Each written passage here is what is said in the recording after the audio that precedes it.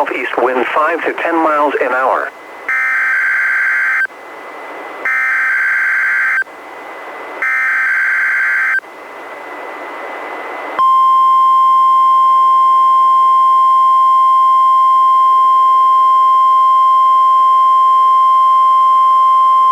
This is the National Weather Service Office in Portland, Oregon. The preceding was a test of NOAA Weather Radio's warning alarm. Tests of these receivers are normally conducted every Wednesday between 11 a.m. and noon. If there is a threat of severe weather on the day of the test, it will be postponed until the following week. This concludes this test. We now return to our regular programming.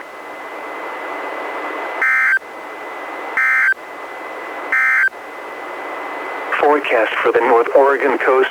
Today, widespread frost this morning.